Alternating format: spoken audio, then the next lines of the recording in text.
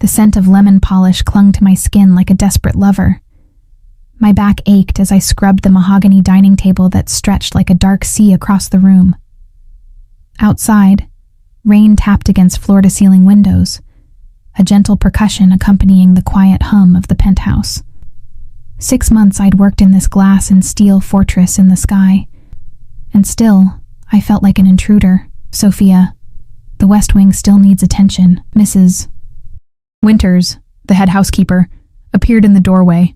Her steel-gray hair pulled so tightly it seemed to stretch her wrinkles smooth. Mr. Castellano has guests arriving tomorrow evening. I nodded, keeping my eyes down. Yes, ma'am. I'll finish here first. 13 floors above the city. I moved like a ghost through rooms I'd never be able to afford to stand in if I wasn't cleaning them. The irony wasn't lost on me. I touched everything that belonged to Dominic Castellano, yet he'd never once noticed me, which was exactly how I needed it to stay. As Mrs. Winters's footsteps faded, I pressed a hand to my abdomen, a gesture that had become unconscious over the past few months. Beneath my loose uniform, a secret grew. 5 months along now, my daughter. His daughter. A truth that would destroy everything if discovered. I moved to the kitchen, my reflection distorted in the polished surfaces of professional-grade appliances that cost more than my entire childhood home. Dark circles shadowed my eyes, my blonde hair pulled back severely into a practical bun. I'd become expert at invisibility. The irony of life's cruel twists wasn't lost on me. 8 months ago, before I knew who he really was, before I understood the empire of fear he'd built, I'd spent one night with him. Just one. A different name, a different place. He'd been Dominic Santos then, a businessman I'd met while serving drinks at a charity gala. Not Dominic Castellano, the man whose name was whispered in fear across the city. I pulled my grandmother's silver locket from beneath my uniform, the cool metal a comfort against my palm. Her voice seemed to whisper from it, "Strength doesn't mean you never fall, Sophia. It means you always get back up." I'd been getting back up my entire life, but never had the stakes been so high. The baby kicked, a flutter like butterfly wings, my miracle and my burden. "Ms. Winters says you're behind schedule." The voice froze me in place, deep, quiet, with that slight Italian accent that softened certain consonants. I'd only heard it in passing, through doorways or around corners, never directed at me. I turned slowly, my heart thundering against my ribs. Dominic Castellano stood in the doorway. One shoulder leaned against the frame. In his tailored charcoal suit, he looked like he'd stepped from the pages of a luxury magazine, but the hardness in his eyes told a different story. His dark hair was swept back, revealing the strong lines of his face, handsome in the way that beautiful predators are handsome. He wasn't alone. A man in a black suit, one of his ever-present security detail, hovered just beyond the doorway. "Mr. Castellano." I lowered my gaze, gripping the edge of the counter behind me. "I apologize. I'll work faster." He didn't respond immediately. The silence stretched until I risked glancing up. His eyes, dark as espresso, studied me with an intensity that made my skin prickle. Did he recognize me? No. Impossible. The lighting had been dim that night, and I looked different now. Thinner, paler, my hair a different style. "You're new." It wasn't a question. 6 months, sir." His gaze swept over me, and I fought the urge to cross my arms protectively over my stomach. Instead, I forced myself to stand straight, hands at my sides, eyes properly lowered as Mrs. Winters had instructed all staff to do in his presence.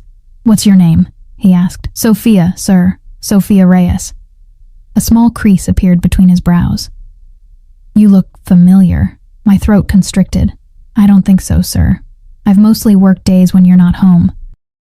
He made a non-committal sound, then checked his watch. "Platinum. Worth more than a year of my salary." "Carry on." Relief washed through me as he turned to leave, but then he paused, looking back over his shoulder. "The West Wing. There's no rush. I've canceled tomorrow's meeting." Then he was gone, his security shadow following, leaving only the lingering scent of expensive cologne and the thundering of my heart. I released the breath I'd been holding, legs suddenly weak. 6 months I'd managed to avoid direct contact with him, and now this. Had he recognized me? No. If he had, his reaction would have been different. To him, I was just another servant. Forgettable. But he'd remembered my name. The small apartment I shared with my cousin Elena was a 30-minute bus ride from Castellanos' luxury building. After swiping my keycard at the employee exit, I pulled my coat tight against the November chill and hurried to the bus stop, constantly glancing over my shoulder, a habit I couldn't shake since learning who Dominic really was. My neighborhood was a patchwork of dollar stores, laundromats, and family-owned restaurants with fading signs. Our building stood between a bodega and a cash-checking place, the stairwell perpetually smelling of cooking oil and cigarettes. Home, such as it was. "That you, Sophie?" Elena called as I locked the door behind me. She appeared from the kitchenette, wooden spoon in hand, her nurse's scrubs still on from her hospital shift. Her eyes immediately went to my stomach. "How's my little niece today? Active?" I smiled, the first genuine one of the day, like she's training for the Olympics. All kickboxing. Elena was the only person who knew my secret, both about the baby and its father. She'd been horrified when I'd taken the job at Castellanos' penthouse. But we both knew the irony. It was the perfect hiding place. Who would look for his unknown, pregnant one-night stand working as a maid in his own home? "You look exhausted," she said, returning to the small pot of beans she was stirring. "Sit before you fall." I sank onto our second-hand couch, kicking off my sensible shoes. He spoke to me today.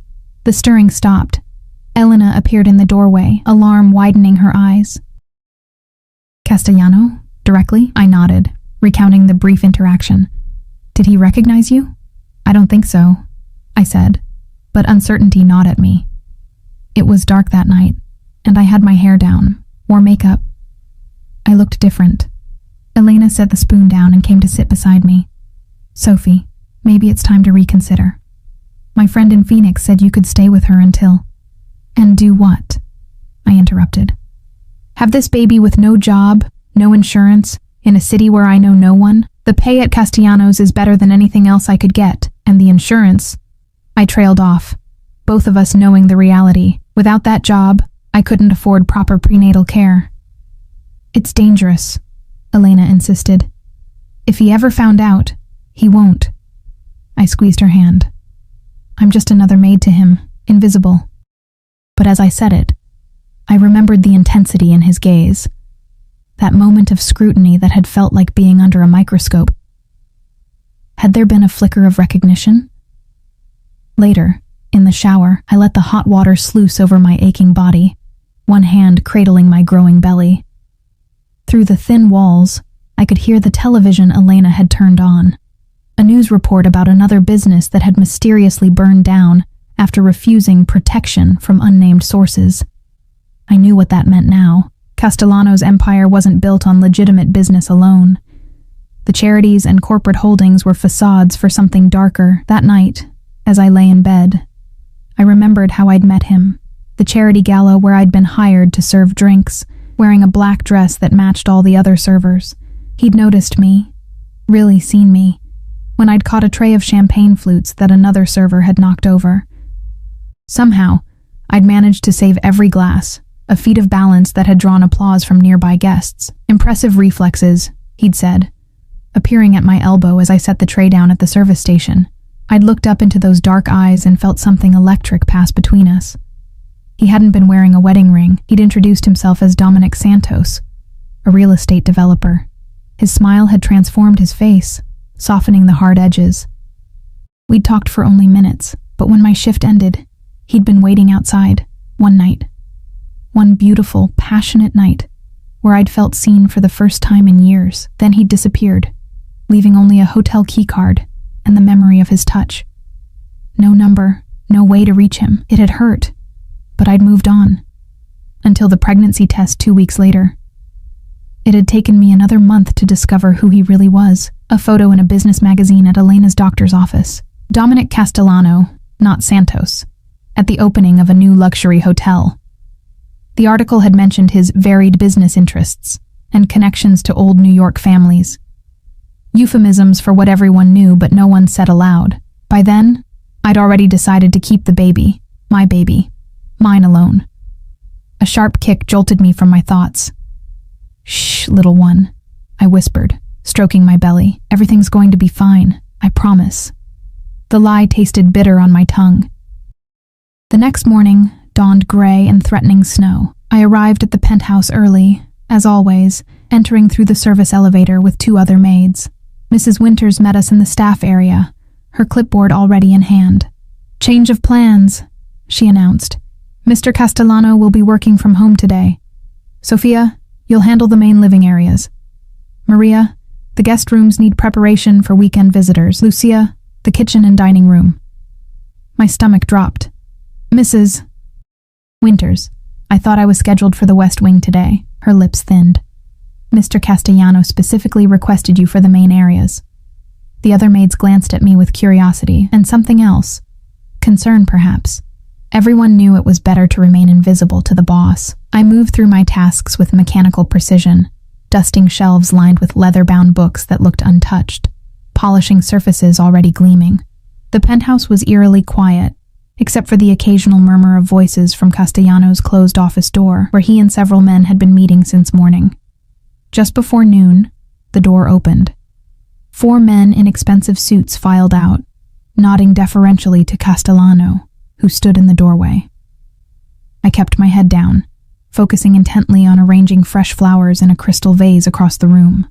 "Sophia." His voice carried across the space between us. I looked up, my hands stilling on the stems. "Yes, Mr. Castellano, bring coffee to my office. Black, no sugar. Right away, sir."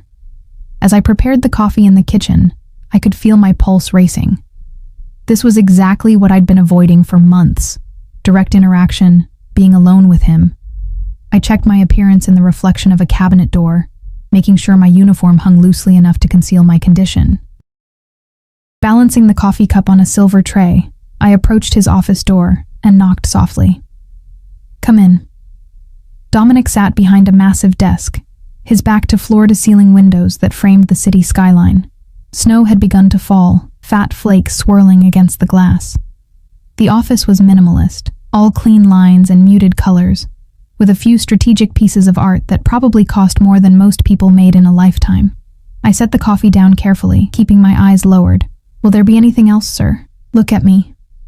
The command, softly spoken, sent a shiver down my spine. Slowly, I raised my gaze to meet his.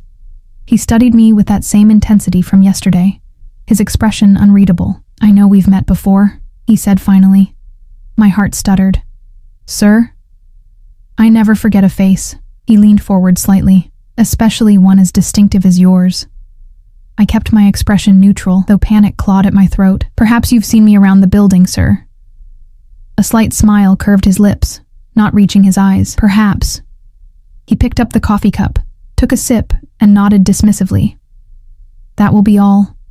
I turned to leave, relief flooding through me, when disaster struck. As I reached the door, my foot caught on the edge of the plush carpet. I stumbled, throwing out a hand to catch myself against the wall. The sudden movement sent a sharp pain through my abdomen, and I gasped, my other hand instinctively going to my stomach. The sound of a chair scraping back. "Sophia?" I straightened quickly, but the damage was done. I turned to find him standing, his gaze fixed on where my hand still rested protectively. Understanding dawned in his eyes, followed by something colder. "You're pregnant." It wasn't a question, but I answered anyway, my voice barely audible. "Yes, sir." His jaw tightened. "Does Mrs. Winters know?" "No," I admitted. "I've been careful." He circled the desk slowly, approaching me with the measured steps of a predator. "How far along?" My mouth went dry. 5 months. Something flickered in his eyes, a calculation, perhaps. I watched as he counted back mentally, saw the exact moment when realization struck. His gaze snapped back to my face, really seeing me for the first time. "The charity gala," he said softly. "The Harrington Foundation. You caught a tray of champagne." The floor seemed to tilt beneath me. "I should get back to work, Mr. Castellano." I reached for the door handle, but his hand shot out, slamming against the wood panel, keeping it closed. He was close now. Too close. The scent of his cologne surrounding me, bringing back memories I'd fought to suppress. Who are you, really? His voice was dangerously quiet. My heart hammered against my ribs, trapped between Dominic Castellano and the door. I felt the walls of my carefully constructed life beginning to crumble. I told you who I am, I said, struggling to keep my voice steady. Sofia Reyes, your maid. His eyes narrowed, searching my face for deception. That night, you told me your name was Sofia Alvarez. I use my mother's maiden name sometimes, I lied, the words bitter on my tongue, for privacy. He was silent for a long moment, his gaze dropping to my stomach, then back to my face. Something dangerous flickered in his eyes. Not anger exactly, but a cold calculation that frightened me more. And the father? He asked, his voice deceptively casual. I swallowed hard. Not in the picture. Is that so? He leaned closer, his arm still braced against the door. Interesting coincidence, then, that you'd end up working in my home. I needed a job with health insurance, I said, which was true enough. The agency placed me here. A knock at the door saved me from further questioning. Dominic's security chief's voice came through the wood. Boss, Vitelli's on the line. Says it's urgent. Dominic's jaw tightened, but he stepped back, allowing me space to breathe again. This conversation isn't finished, he said quietly. Then louder. Come in, Marco. I slipped past the bodyguard, feeling Dominic's eyes on me as I escaped. My hands trembled so badly I had to clasp them together as I made my way to the staff bathroom, locking myself inside. Leaning against the sink, I stared at my reflection in the mirror. Pale face, wide eyes filled with fear. He knew, or at least he suspected. The father of my child was not some nameless boyfriend, but him, Dominic Castellano, the man whose floors I polished and whose laundry I folded. What would he do with that knowledge? The baby kicked, as if sensing my distress, and I placed a gentle hand over the spot. It's okay, I whispered. We're okay. Another lie. By some miracle, I managed to avoid Dominic for the rest of the day. When my shift ended, I changed quickly in the staff locker room, pulling on my coat and hat before slipping out through the service entrance. The snow had stopped, leaving the city dusted in white that was already turning to gray slush along the curbs. I was halfway to the bus stop when a black SUV with tinted windows pulled up alongside me. My steps faltered as the rear window slid down, revealing Marco, Dominic's security chief. Ms. Reyes, he said, his face expressionless. Mr. Castellano would like to speak with you. It wasn't a request. I glanced around, weighing my options. Running was pointless. Where would I go? And causing a scene would only make things worse. I need to get home, I said. My cousin is expecting me. We'll inform her you'll be late. He opened the door. Please. The interior of the SUV was warm and smelled of leather. Marco took my address and phone number, presumably to contact Elena, then sat across from me, his presence imposing in the confined space. He didn't speak as the driver navigated through evening traffic, taking us not back to the penthouse, as I'd expected, but toward the outskirts of the city. After 20 minutes, we pulled up to a gated estate. Tall iron fences surrounded the property, with security cameras positioned at regular intervals. The gates swung open automatically, and we proceeded up a long driveway flanked by bare winter trees. The house, mansion really, was an imposing structure of stone and glass, set back from the road and illuminated by strategic lighting that cast dramatic shadows across its facade. 2 more security guards stood at attention near the entrance. This way, Marco said, leading me inside. The interior was a study in restrained luxury, clearly expensive but not ostentatious. No photographs adorned the walls, only carefully selected artwork. It felt more like a high-end hotel than a home. Marco led me to a sitting room where a fire crackled in a stone hearth. He'll be with you shortly, he said, then left, closing the door behind him. Alone, I perched on the edge of an armchair, too nervous to appreciate the comfort it offered. What did Dominic want? To threaten me? Pay me off? My hands unconsciously went to my stomach, protective. The door opened and Dominic entered, now dressed in a casual sweater and slacks that somehow looked as expensive as his suits. He'd loosened his hair from its styled perfection, and it fell slightly across his forehead, softening his appearance in a way that reminded me painfully of that night 8 months ago. "Are you hungry?" he asked, surprising me with the mundane question. I shook my head, though I hadn't eaten since breakfast. He must have seen through the lie because he frowned slightly. "You should eat, for the baby, if not for yourself." The mention of the baby sent a fresh wave of anxiety through me. "Why am I here, Mr. Castellano?" He crossed to a sideboard and poured 2 glasses of water, bringing one to me. "Dominic," he corrected. "And I think you know why." I accepted the water but didn't drink. "I don't want anything from you." A smile, cold and without humor, curved his lips. "Is that why you infiltrated my home? Because you don't want anything?" "I didn't infiltrate anything," I said, heat rising to my face. "I took a job. I needed work. Of all the places in this city," he said, sitting across from me, "you just happened to end up in my employ, while pregnant with what could very well be my child." "Is my child," I corrected without thinking. His eyes darkened. "So you admit it?" I set the water glass down with a sharp click. "I'm not admitting or denying anything. What I am saying is that this baby is mine. Mine to raise, mine to protect. If that child is mine," he said, his voice dangerously soft, "then it's a Castellano. Do you understand what that means?" I did, which was exactly why I'd hidden the truth. The baby of a man like him would never truly be free, would be born into a world of danger, violence, and moral compromise, a world I'd spent my life trying to escape. "I understand that you're a powerful man," I said carefully, "with powerful enemies. And you thought the solution was to keep my own child from me?" The edge in his voice made me flinch.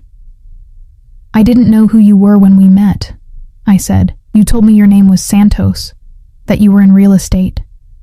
You disappeared after that night, left me with nothing but a hotel keycard."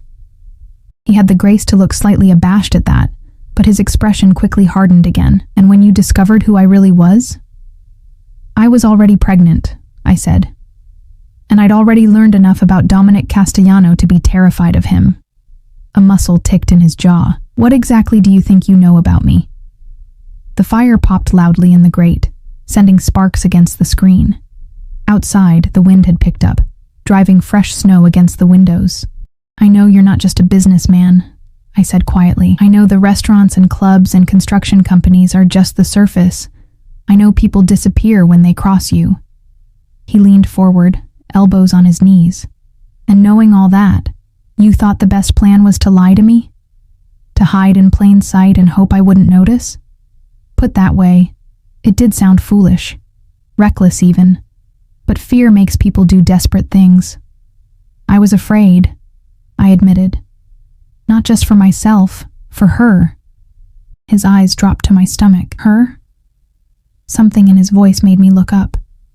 The hardness in his expression had softened, almost imperceptibly. "It's a girl," I said. "I found out last month." He was silent for a long moment, his gaze still fixed on where his daughter grew beneath my heart. When he spoke again, his voice was different, still controlled, but with an undercurrent I couldn't quite identify. "You'll stay here tonight," he said, rising. "We have things to discuss, but you need rest and food." It wasn't a request. Before I could protest, he'd pressed a button on the wall, and a middle-aged woman appeared almost instantly. "Maria will show you to a guest room," he said. "I have business to attend to, but I'll have dinner sent up. We'll talk in the morning." "My cousin," I began, "has been informed that you're safe and will be home tomorrow," he cut in. "Marco has seen to it." With that, he left, and I found myself following Maria up a sweeping staircase to a bedroom larger than my entire apartment. The four-poster bed was made up with linens that felt like clouds when I tentatively touched them. A bathroom adjoined the bedroom, complete with a soaking tub and shower that could have fit 3 people. "Mr. Castellano said to make yourself comfortable," Maria said, opening a closet to reveal a selection of women's clothing in various sizes. "Dinner will be up shortly. Is there anything else you need?" I shook my head, too overwhelmed to speak. When she left, I sank onto the edge of the bed, finally allowing tears to spill down my cheeks. Everything I'd feared had come to pass. Yet here I was, not dead or threatened, but installed in a luxury guest room like some sort of precious object. That thought sent a chill through me. Was that what I was now? Another possession for Dominic Castellano to control? Dinner arrived on a covered tray, a fragrant pasta dish, salad, bread still warm from the oven, and a dessert of fresh berries and cream. Despite my anxiety, hunger won out, and I ate every bite. Afterward, I took a long shower, letting the hot water soothe my aching back. The borrowed nightgown fit loosely over my bump, the silk cool against my skin. I climbed into the enormous bed, certain I wouldn't sleep a wink. Yet exhaustion claimed me almost immediately, pulling me down into darkness. I woke to sunlight streaming through partially opened curtains.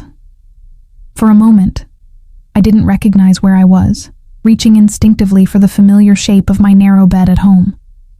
Instead, my hand met expensive sheets and empty space. Reality crashed back. Dominic's house. His discovery. The precarious position I now found myself in. A soft knock at the door startled me. "Come in," I called, pulling the covers higher. It wasn't Maria, but Dominic himself who entered, already dressed for the day in another impeccable suit. He carried a tray with what looked like breakfast and set it on a small table near the window. "Did you sleep well?" he asked, his tone oddly formal. I nodded, suddenly conscious of my disheveled appearance. Tangled hair, borrowed nightgown, face puffy from sleep and yesterday's tears. "Good." He gestured to the tray. "You should eat. Then we need to talk." The breakfast was simple but perfect. Eggs, toast, fresh fruit, and orange juice. Dominic didn't join me but stood by the window, looking out at the snow-covered grounds, his back to me. "Why did you run?" he asked suddenly. "After you learned who I was, why not come to me directly?" I set down my fork. "Because I was afraid you'd take her from me." He turned, his expression incredulous. "Take her?" "Men like you," I said, the words bitter on my tongue.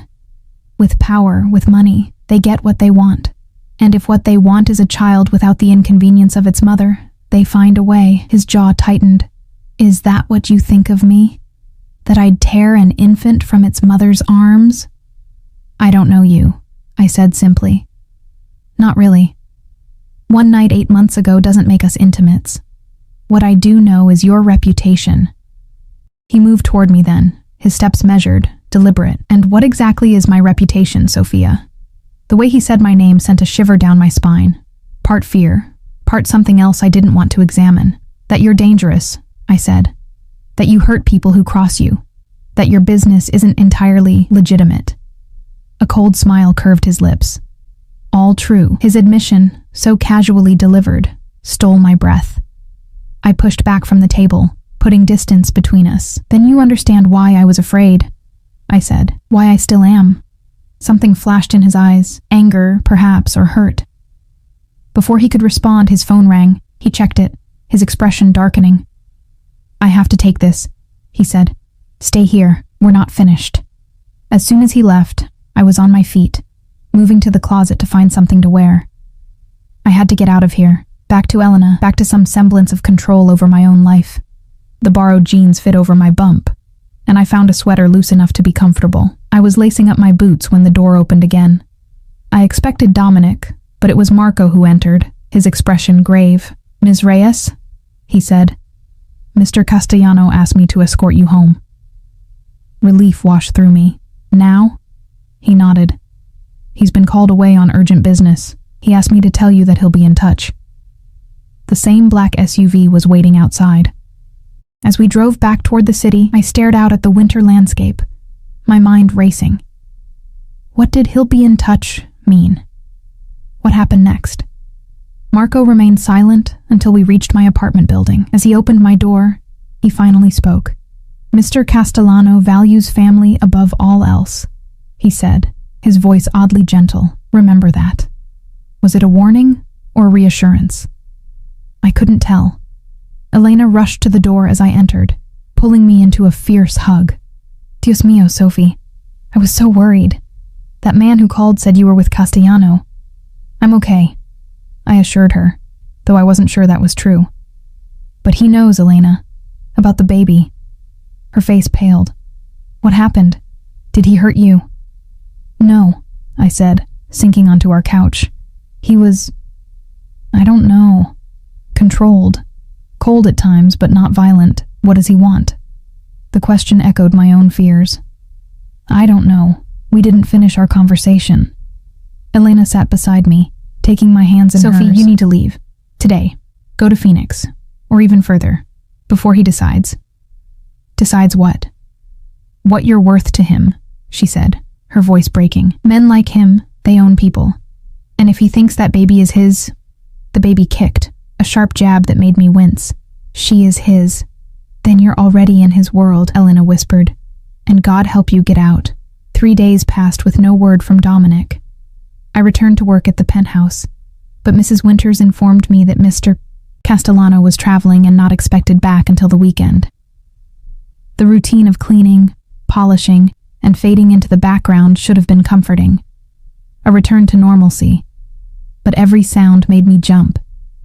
Every ring of the elevator sent my heart racing. Elena watched me with worried eyes each evening, her suggestions that I run growing more insistent. But where would I go that a man like Dominic Castellano couldn't find me? And more importantly, did I want to spend my life looking over my shoulder, raising my daughter in fear? On the 4th day, as I was changing the linens in one of the guest bedrooms, Mrs. Winters appeared in the doorway. Sophia, she said, her tone unusually gentle. You have a visitor in the staff room. My hand stilled on the sheets. A visitor? A Mr. Marco Russo. Her eyes flicked briefly to my stomach, then back to my face. Mr. Castellano's associate. So she knew. Of course she did. Nothing happened in this household without Mrs. Winters' knowledge. I wondered what else she knew, how much Dominic had told her. Marco was waiting, his imposing figure making the small staff break room seem even smaller. He stood when I entered, his expression unreadable. Ms. Reyes, he said with a slight nod. Mr. Castellano requests your presence this evening. Not again. I can't, I said, forcing confidence into my voice. I have plans with my cousin. Marco's expression didn't change. Mr. Castellano was quite insistent. He'll send a car at 7. It wasn't a request, and we both knew it. I nodded once, defeated, and Marco left without another word. The rest of my shift passed in a blur of anxiety. When I returned home, Elena was already there, having switched shifts with a coworker. One look at my face, and she knew. He's summoning you again, she said, the words flat with resignation. I nodded, moving to our small bathroom to shower. A car is coming at 7, Elena followed, leaning against the doorframe as I turned on the water. And if you refuse? We both knew the answer to that. Men like Dominic Castellano weren't accustomed to hearing no. I have to know what he wants, I said. More to convince myself than her, what he intends to do. Elena's eyes glistened with unshed tears. Just promise me something, Sophie.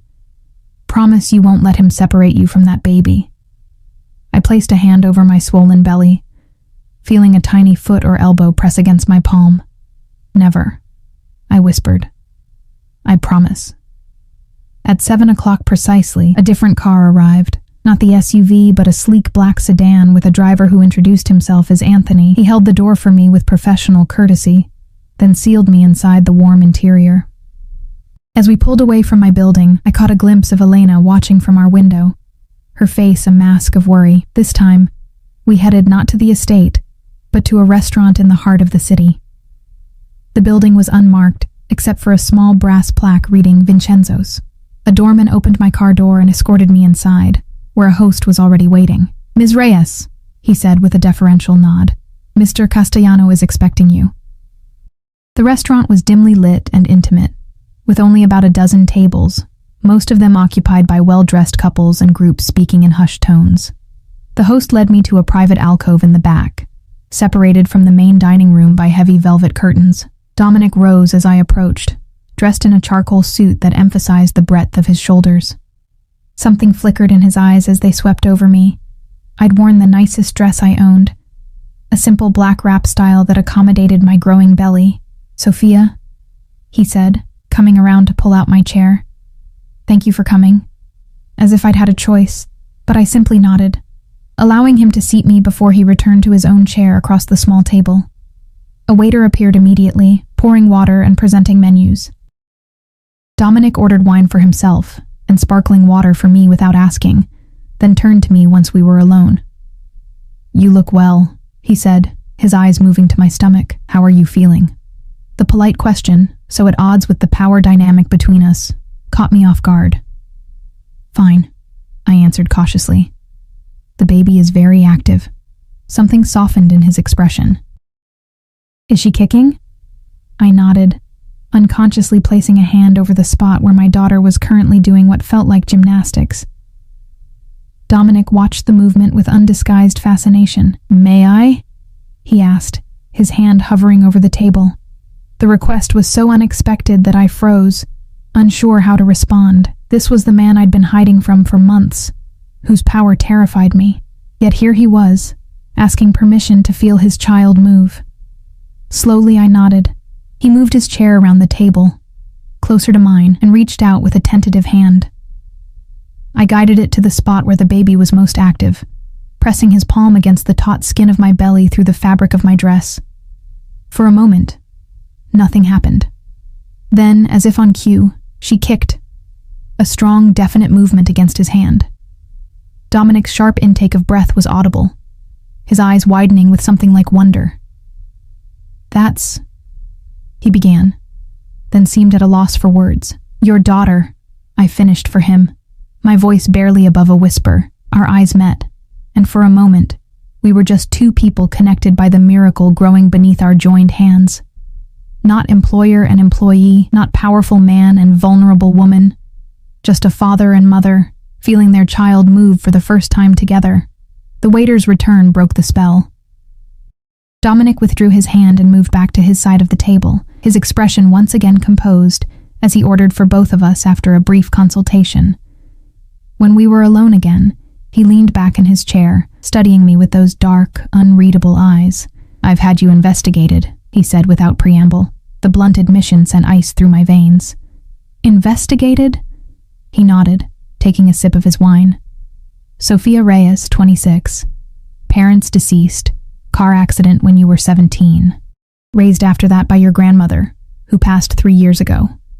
Associate's degree in business administration. No criminal record, not even a parking ticket. You've worked a series of administrative and service jobs, none for very long. You live with your cousin, Elena Reyes, a nurse at Metropolitan Hospital. Hearing my life reduced to a clinical summary made me feel exposed, violated. You had no right. I had every right," he countered, his voice hardening slightly. "You're carrying my child. That doesn't make me your property to investigate," I said, anger temporarily overriding fear. A slight smile curved his lips. "There it is." "What?"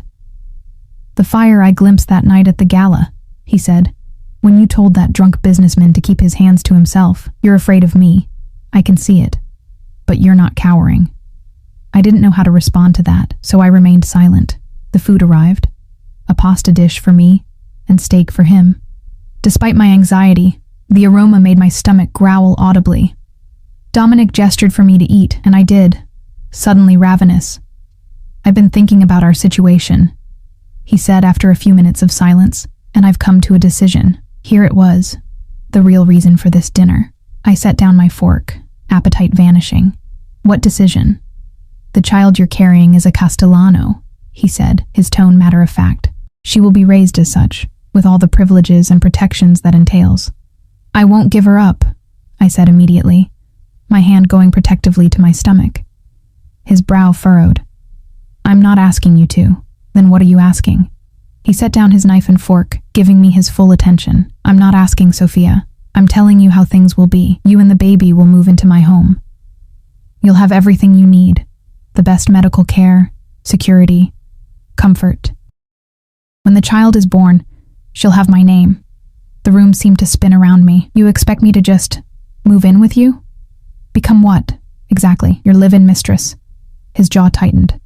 "You'll be the mother of my child. You'll be treated with respect. But not as an equal," I said, my voice rising slightly before I caught myself.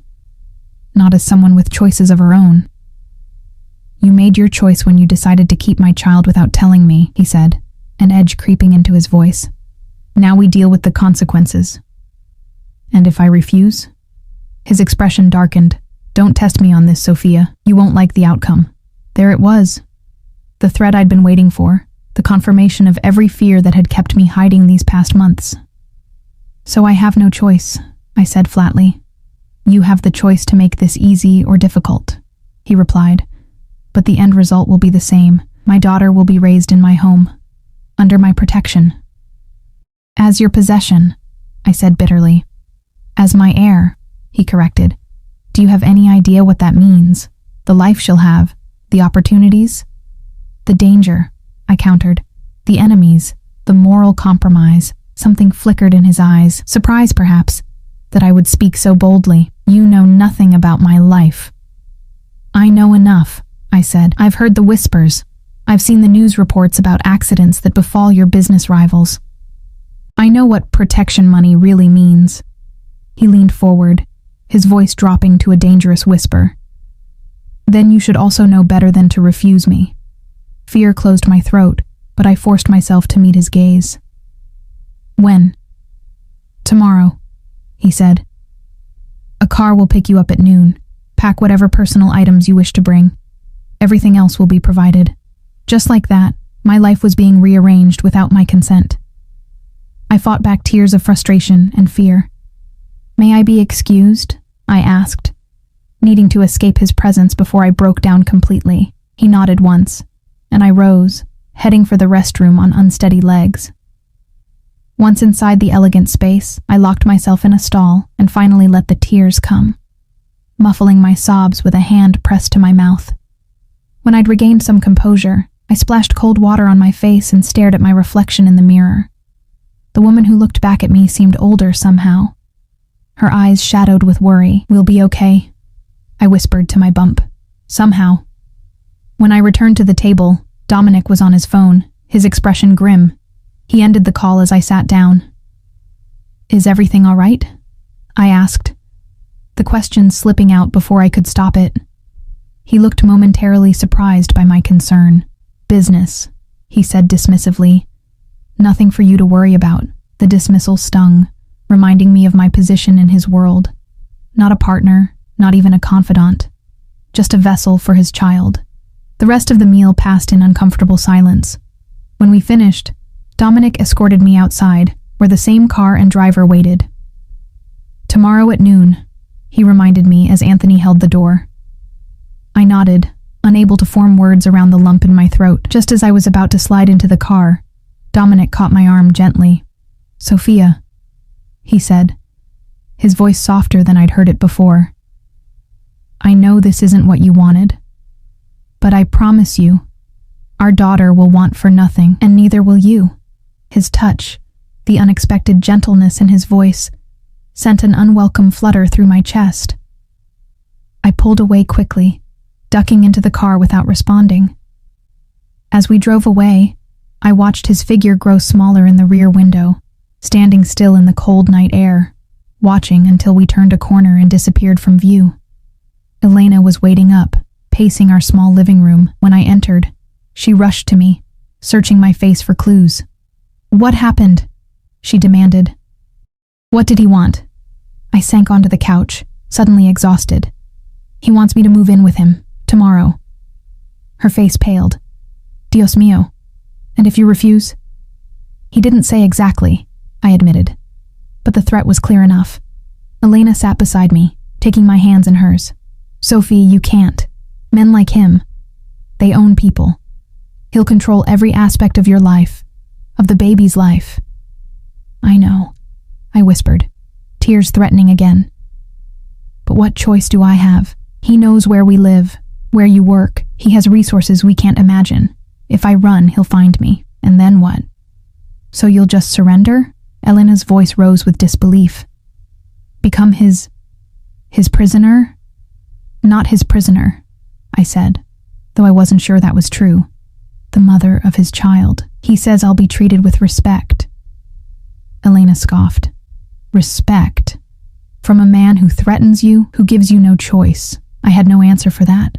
We sat in silence for a long moment, the reality of my situation settling around us like a shroud. Come with me, I said suddenly. He said I could bring personal items. He didn't say I couldn't bring you. Hope flared briefly in Elena's eyes, then dimmed. And do what, Sophie? Be your lady's maid? Live in his house on his charity? No, I have my pride, my independence, the independence I was about to lose. I'll visit, she continued, squeezing my hands. Often. And if he mistreats you in any way at all, you call me. We'll figure something out. We both knew there would be little Elena could do against a man like Dominic Castellano, but I nodded anyway, grateful for the fierce love in her eyes. That night, as I packed my meager belongings into a single suitcase, reality crashed over me in waves. Tomorrow, I would leave behind the life I'd built, humble as it was, to enter a world of luxury and danger. A world where I would be both protected and controlled, both valued and owned. All for the sake of the tiny life growing beneath my heart. The car arrived precisely at noon. I embraced Elena tightly, both of us fighting tears, then climbed into the back seat with my suitcase. As we pulled away, I watched my cousin's figure grow smaller in the window, just as Dominic's had the night before. This time, we drove to the penthouse where I'd worked for 6 months. The doorman, who had never before acknowledged my existence when I entered through the service entrance, now rushed to open my door and take my suitcase. "Welcome, Ms. Reyes," he said with a deferential nod. Marco was waiting in the lobby. "Mr. Castellano is in a meeting," he informed me, as we rode the private elevator to the top floor. "He asked me to get you settled." The penthouse looked different from this perspective. Not as a servant moving invisibly through its spaces, but as a guest being escorted through its grandeur. Marco led me not to the staff quarters, but to a suite of rooms I'd only cleaned when vacant. "These will be your quarters," he said, opening the door to a sitting room larger than my entire apartment. Beyond it, I could see a bedroom with a massive 4-poster bed, and a bathroom gleaming with marble and glass. "Your things have been unpacked," Marco continued, gesturing to a walk-in closet where my few items of clothing looked lost among racks of new garments, tags still attached. "Mr. Castellano took the liberty of having some appropriate items purchased for you. If anything doesn't fit or isn't to your taste, Maria can arrange alternatives." I ran my fingers over a silk blouse that probably cost more than a month's rent. "This is a lot." Marco's expression softened slightly. "Mr. Castellano wants you to be comfortable, but not free." The thought must have shown on my face, because Marco added, "He's not the monster you think he is, Ms. Reyes." Before I could respond, a soft knock came at the door. Maria entered, carrying a tray with tea and small sandwiches. "You must be hungry after your move," she said kindly. "Mr. Castellano asked me to make sure you eat, and the doctor will be here at 3 to check on you and the baby." "Doctor?" I repeated, startled.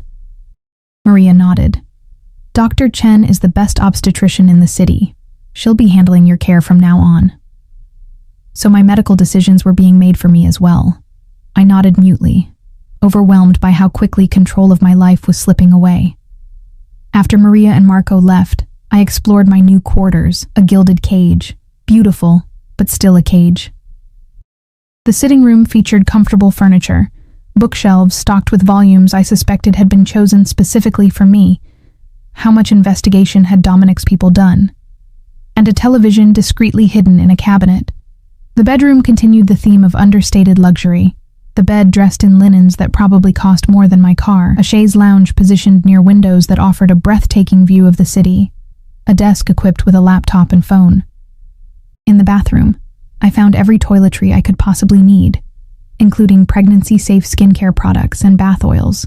The closet held not just everyday clothes, but maternity wear for every occasion. Casual, business, and even formal gowns. Every detail had been considered. Every need anticipated. It was both thoughtful and terrifying. How long had Dominic been planning this? How many people had been involved in preparing for my arrival? Dr. Chen arrived precisely at 3, a petite woman with a no-nonsense manner that I found oddly comforting. She examined me thoroughly, asking detailed questions about my previous care. "Everything looks good," she said, as she listened to the baby's heartbeat. "Strong and steady. but I'd like to do a more comprehensive ultrasound tomorrow at my office. You're starting the 3rd trimester soon, and I want to establish a baseline. I nodded, watching as she made notes in a tablet. Thank you, doctor. She looked up, her expression softening. This must be overwhelming for you. The simple acknowledgement of my situation brought tears to my eyes. I blinked them away quickly. Mr. Castellano wants the best care for you and the baby, she continued. That I can promise you. After she left, I sat by the window, watching the city below. People moved like ants along the streets, going about their lives, free to make their own choices. A freedom I no longer had. The door opened without a knock, and Dominic entered. He'd loosened his tie and rolled up his sleeves, giving him an oddly vulnerable appearance at odds with the power he wielded. How are you settling in? He asked, crossing to stand near my chair. Fine, I said, not meeting his eyes. Dr. Chen says everything looks good with the baby. I nodded, still looking out the window. He sighed, running a hand through his hair, a surprisingly human gesture. This doesn't have to be a prison, Sophia. I finally looked at him, unable to mask my skepticism. What would you call it when someone is forced to live somewhere against their will? His jaw tightened. You're not a prisoner. You're free to come and go as you please, with security, of course. For my protection? I asked, unable to keep the sarcasm from my voice. Yes, he said simply. Whether you believe it or not, there are people who would harm you just to get to me. That's the reality of my world, his world. A world I'd been dragged into without consent. And what exactly is your world, Dominic? I asked quietly. Because from where I'm sitting, it looks like one built on fear and violence. He moved to the window, looking out at the city sprawled beneath us. For a long moment, he was silent, as if weighing how much to reveal. My father came to this country with nothing, he finally said. He built something from nothing, protecting our people when the law wouldn't. Yes, sometimes that meant violence. Sometimes it still does. He turned to face me, his expression hard. I won't apologize for who I am or what I've done. Every decision I've made was to protect what's mine. And now that includes me and the baby. I said, yes. The simple confirmation hung in the air between us. At least he wasn't pretending this was anything other than what it was. Acclaiming, what happens now? I asked. What does this arrangement look like day to day? He seemed relieved at the practical question. You'll want for nothing. Your job now is to take care of yourself and the baby. After she's born, we'll reassess. And us? I gestured between us. What are we in this scenario? A muscle ticked in his jaw. Co-parents. Beyond that? Time will tell. Not the answer of a man planning to force himself on me, at least. A small relief. I'd like to continue working, I said, surprising myself with the request. Not as a maid, obviously, but something. I have a business degree. I need purpose. He studied me for a moment, then nodded slowly. We can discuss possibilities. One of my legitimate businesses, perhaps. The qualifier, legitimate, wasn't lost on me, a reminder of the darker aspects of his empire that would always exist in the shadows of our lives. And Elena? I asked. I want to see her regularly. Of course, he said, as if the request were trivial. She's your family. Your security will follow me everywhere? Yes, he said without apology. That's non-negotiable. I nodded, having expected as much. And the baby, what role will you play in her life? Something shifted in his expression. A softening around the eyes, a slight curve of his lips. I intend to be a father to her in every sense of the word. Present. Involved. Devoted. The sincerity in his voice caught me off guard. Despite everything, despite the fear and resentment simmering inside me, I found myself believing him. What will you tell people? I asked. About me, about us, about how this happened. He considered this.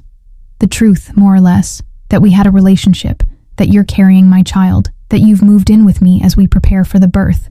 The details are no one's business but ours. A sanitized version of the truth. But I supposed it was better than some alternatives. I have a dinner meeting, he said, checking his watch. "Will you join me for breakfast tomorrow? 8 o'clock?" It wasn't really a question, despite the phrasing. I nodded, and he left, the door closing softly behind him. Alone again, I explored more of my new home, trying to adjust to the surreal reality of my situation. The closet full of clothes in my size, the bathroom stocked with products I'd never afford on my own, the sitting room with books that matched my tastes. All of it spoke to the thoroughness of Dominic's investigation into my life. I should have been more disturbed by the invasion of privacy, but exhaustion was overtaking me. The emotional toll of the day, coupled with the physical demands of pregnancy, left me barely able to keep my eyes open. I showered in the luxurious bathroom, slipped into silk pajamas that felt alien against my skin, and climbed into the enormous bed. Despite my certainty that I'd lie awake worrying, sleep claimed me almost instantly. The next few weeks settled into an uneasy routine. Breakfast with Dominic became a daily occurrence. Formal at first, then gradually more relaxed as we cautiously felt out the boundaries of our strange arrangement. He asked questions about the baby, about my health, about my preferences and needs. I found myself asking about his day, his business, though he kept details vague, shielding me from the aspects of his life he deemed unsuitable. Dr. Chen confirmed that the baby was developing perfectly. Elena visited twice a week, initially tense and suspicious, but gradually relaxing as it became clear that, at least for now, I was being treated well. My life became a strange blend of luxury and confinement. I was free to use the penthouse gym, the private library, the terrace garden. I could order anything I wanted, wear anything I chose from my expanding wardrobe, eat whatever I craved from the kitchen staffed by a private chef, but always, there was security. Marco or Anthony or another member of Dominic's team accompanied me whenever I left the penthouse. My phone calls were presumably monitored, my movements tracked. For my protection, Dominic insisted, and perhaps that was partly true, but we both knew it was also to ensure I didn't run. 3 weeks into this arrangement, Dominic approached me after breakfast. "I have a proposition for you," he said. "You mentioned wanting to work." I straightened. Interest piqued. The endless days of leisure had begun to wear on me, boredom and restlessness becoming constant companions. "My charitable foundation needs reorganizing," he continued. "The current director is retiring, and the operation could use a fresh perspective. You have a business degree, organizational skills, and from what I've seen, a compassionate nature. Would you be interested?" I stared at him, surprised by the offer. "Your charitable foundation? What does it do, exactly?" "Various initiatives. Scholarships for underprivileged youth, medical assistance for families without insurance, small business grants in struggling neighborhoods." He shrugged slightly. "It was my mother's project originally. I've maintained it, but it needs attention." "And you'd trust me with that?" I couldn't keep the skepticism from my voice. A slight smile curved his lips. "You're carrying my child, Sophia. If I can trust you with that, I can trust you with a foundation." Put that way, it made a certain sense. Still, I hesitated. Would this be a real position, with actual responsibilities and authority? Or a make-work job to keep me occupied? His eyes narrowed slightly at my challenge, but he answered evenly. "Real work, real responsibility, real impact. You'd report to me, of course, but day-to-day decisions would be yours. The opportunity to do meaningful work, to have some purpose beyond incubating Dominic's heir, was too tempting to refuse." "Yes," I said, "I'm interested." He nodded, seemingly pleased. "Good. I'll have the files brought to you today. Take some time to review the current projects, get a feel for the organization. When you're ready, we'll discuss your ideas." It was the first time since moving in that I felt something close to excitement. Having meaningful work, being trusted with responsibility, it was a small step toward reclaiming some sense of self. The foundation files revealed an organization larger and more impactful than I'd expected. Millions of dollars flowed through it annually, funding everything from after-school programs to healthcare initiatives. The current director had done solid work but lacked vision, maintaining existing programs without expanding or innovating. I threw myself into learning everything about the foundation, identifying inefficiencies, imagining new possibilities. It gave me purpose, a focus beyond my circumstances. For hours each day, I could forget that I was essentially a captive, forget the complicated relationship with the man whose child I carried, and simply work. Dominic seemed pleased by my enthusiasm, reviewing my proposals with genuine interest, approving most of my suggestions. It was the first glimpse I had of him as something other than a feared mafia boss, seeing him instead as a businessman with sharp intelligence and strategic thinking.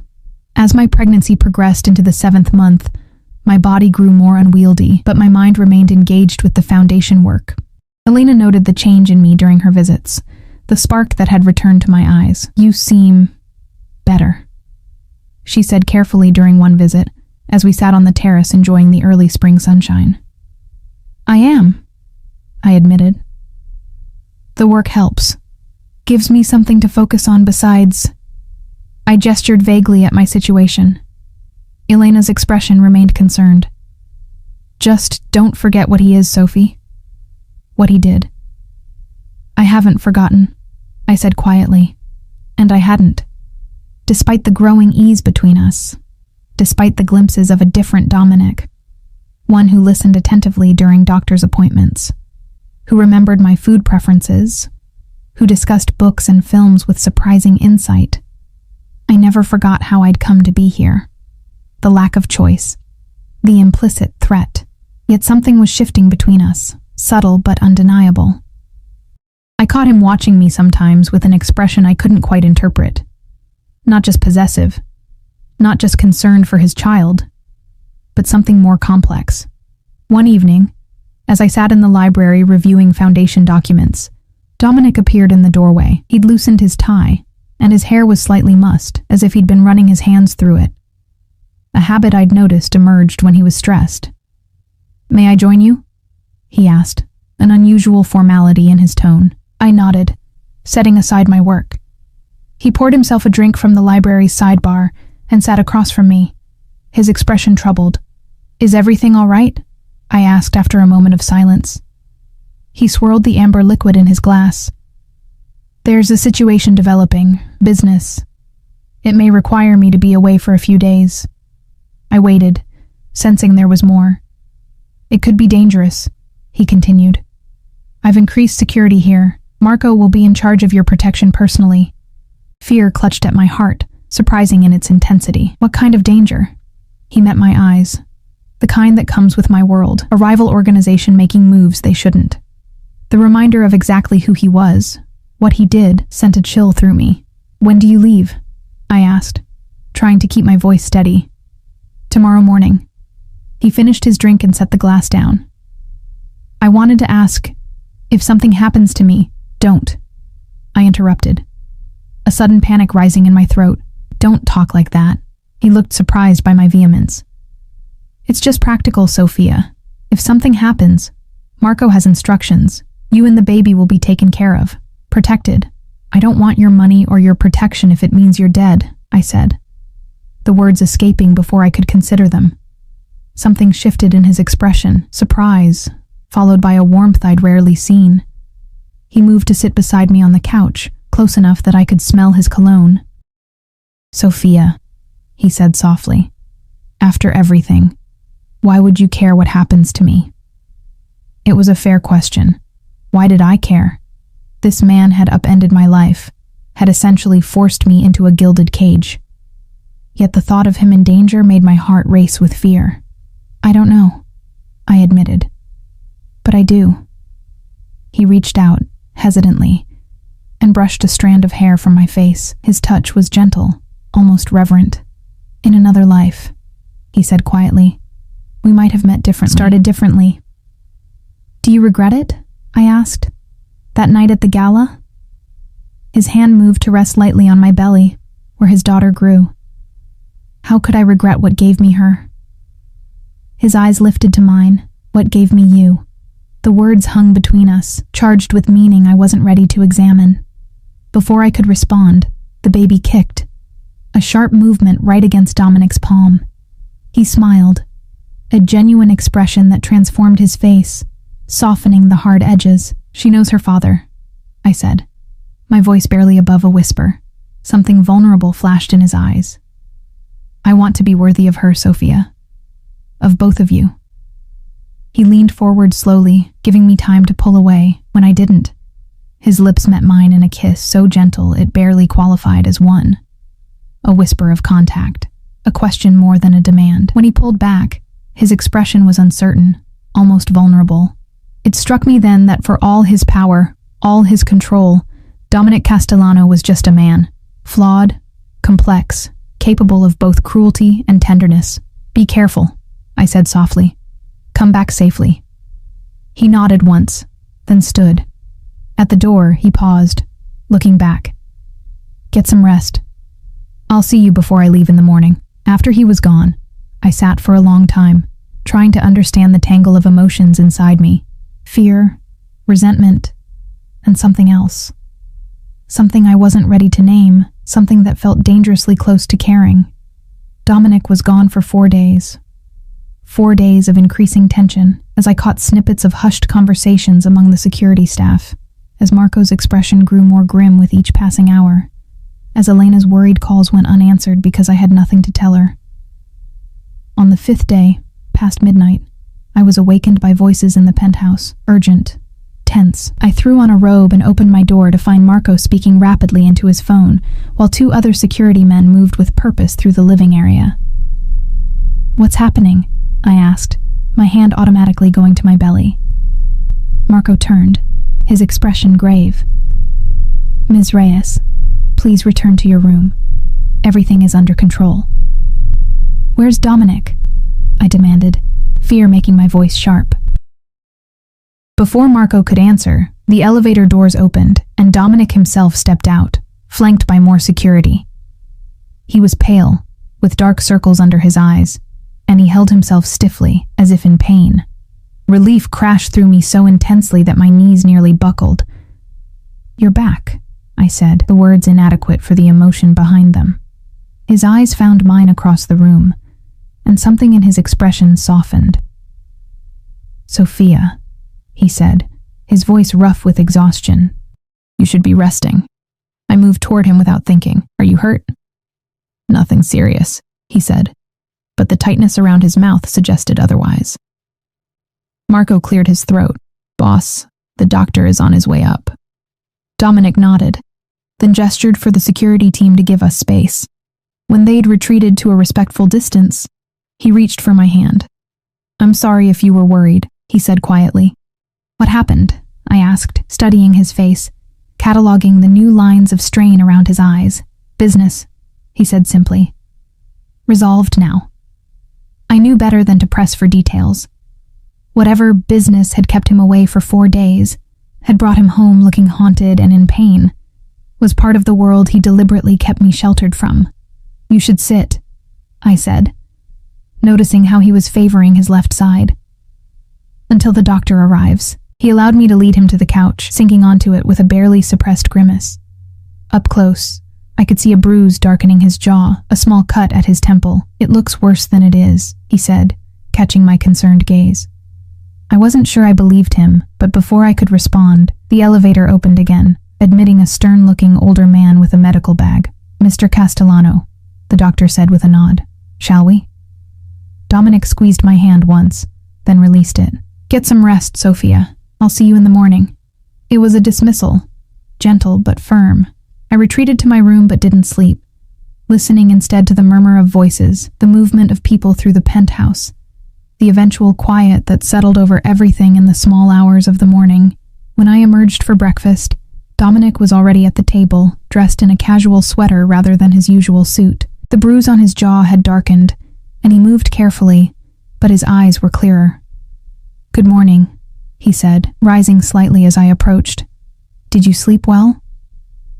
The mundane question, as if he hadn't returned injured in the middle of the night, as if I hadn't spent 4 days sick with worry, sparked something in me.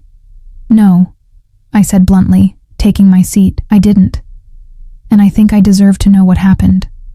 He sighed, setting down his coffee cup. "There was a problem with a rival organization. It's been handled." "Handled," I repeated. "And that required violence?"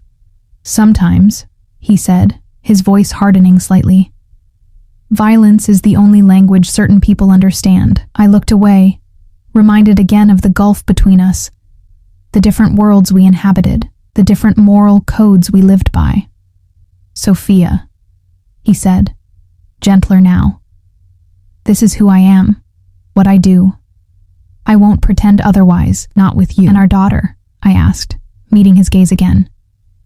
Is this the world you want for her? Something flickered in his eyes. Doubt, perhaps, or regret. I want her safe, protected, loved, but also heir to all this, I gestured vaguely. The danger, the violence, the moral compromise. He was silent for a long moment. My father gave me this life, he finally said. I didn't choose it, not initially, but I embraced it, made it my own. Our daughter will have choices I never had. Will she? I challenged.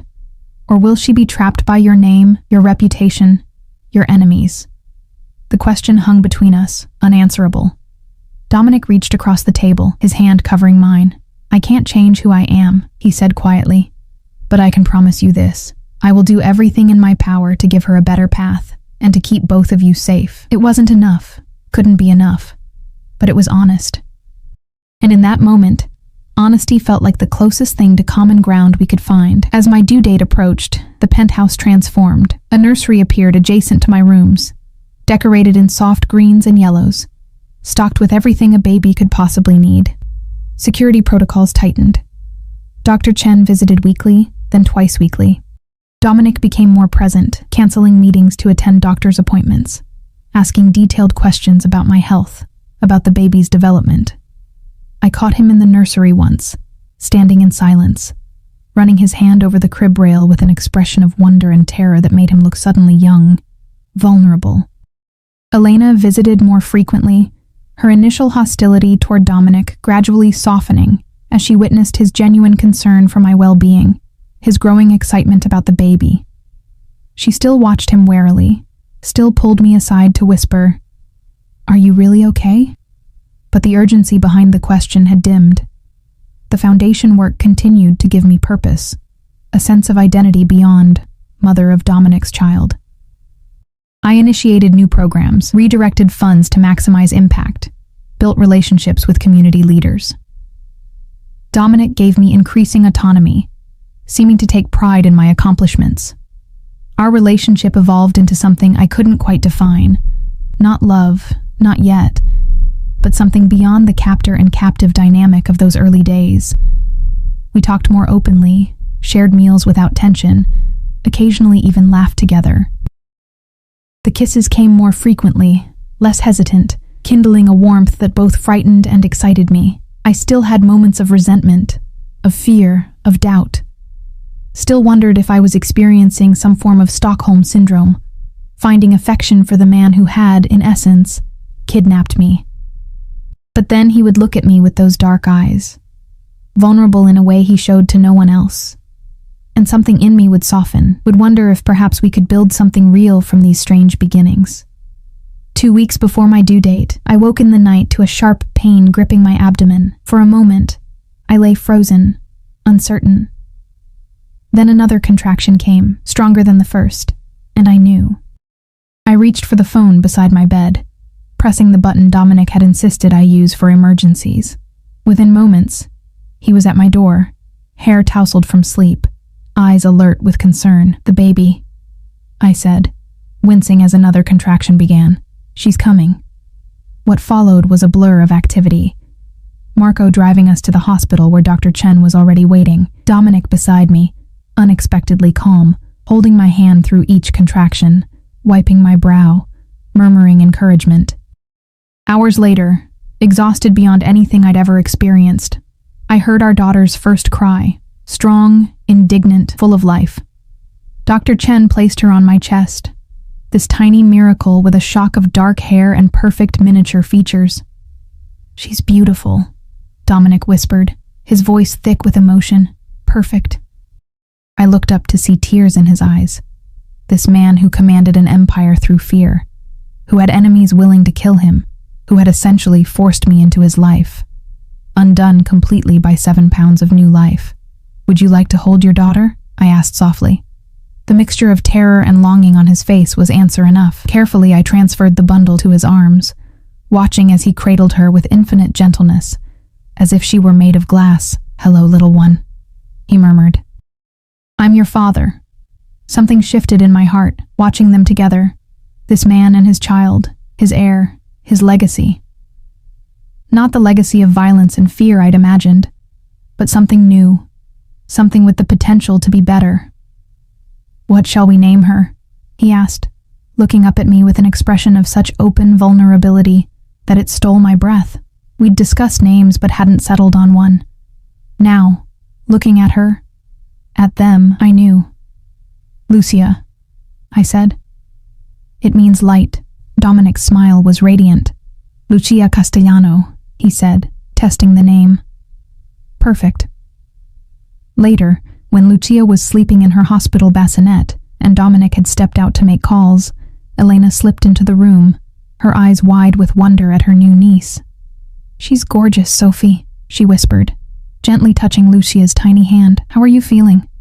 "Tired," I admitted. "Happy, scared." Elena studied my face. "And him? Castellano? How was he during all this?" "Amazing," I said, surprising myself with the sincerity in my voice. "He never left my side, never faltered." Elena's expression grew serious. "Do you love him, Sophie? After everything?" Did I? The question I'd been avoiding for months now. The man who had upended my life, who had given me no choice but to enter his world. The man who had also given me purpose through the foundation, who looked at me like I was precious, who had held my hand through every contraction, who had wept at the sight of his daughter. "I don't know," I answered honestly. "It's complicated, but I could. Someday." Elena nodded slowly. "As long as it's your choice, that's all that matters." Choice. The thing Dominic had taken from me, and the thing I was slowly reclaiming piece by piece. When he returned, Dominic carried a small velvet box. His expression was uncharacteristically nervous as he approached my bed. "What's that?" I asked, nodding toward the box. He sat beside me, turning the box over in his hands. "A gift. For Lucia. And for you, if you want it." He opened the box, revealing a delicate diamond ring. My breath caught. "This isn't a proposal," he said quickly. "Not yet. I know we have a long way to go, you and I. This is a promise. To Lucia, to give her the family she deserves. To you, that I will earn your trust, your forgiveness, your love, if you'll ever give it." I stared at the ring, then at him, seeing not the feared Mafia boss, but the man beneath, flawed, complex, capable of both darkness and light. "I can't wear it," I said softly. "Not yet." Pain flashed in his eyes, but he nodded, accepting. "When you're ready. If you're ever ready." He closed the box and set it on the bedside table. "It will be here, waiting, just like I will be." Lucia stirred in her bassinet, and we both turned to her. This tiny being who had brought us together, who had changed everything. "We're a family now," Dominic said, his gaze moving from our daughter to me. "However unconventional, however imperfect." "A family," I echoed, testing the word, finding it fit better than I'd expected. As Dominic lifted Lucia gently from her bassinet, cradling her against his chest with such tender care, I realized that Elena was right. Choice was what mattered. And while my initial entry into Dominic's world had been choiceless, every step forward would be my decision.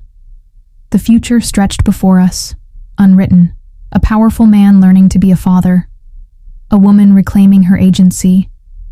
A child who might bridge two worlds, nothing certain except that the path would be neither simple nor straight. But looking at Dominic with our daughter, seeing the love transform his face, I felt something unfurl within me. Not forgiveness, not yet, but possibility. The possibility that from these strange, dark beginnings, something bright might grow. A new family, a new legacy, a new light in the darkness. Lucia, our light.